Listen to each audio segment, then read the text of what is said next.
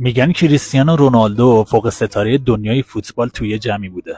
بعد یکی ازش میپرسه کریس کجا بود دقیقاً احساس خوشبختی کردی؟ هر کسی یه چیزی میگفت. یکی میگفت خب معلومه به خاطر اینکه چند تا توپ طلا داره و بهترین بازیکن تاریخه.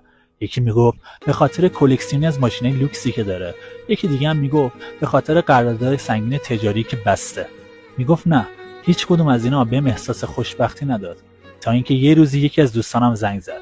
بهم گفت بریم مادیرا، یه مرکز توانبخشی است، بریم اونجا یه سر بزنیم. رفتیم اونجا دیدیم 20 تا بچه رو تخت دراز کشیدن و هیچ حرکتی هم نمی‌کنن. کنجکاو شدم و علتش از یکی از پرسنل مجموعه پرسیدم. اون برگشت گفت این بچه‌ها به خاطر کم ناتوانی و اینکه ویلچر هم ندارن تو این تخت شب و روز دراز میکشن، هیچ انگیزی هم برای ادامه زندگی ندارن. کریس بلافاصله 20 تا ویلچر سفارش داد. میگفت وقتی بچه‌ها سوار ویلچر شدن دیدم با چه ذوق و شوقی دارن بازی میکنن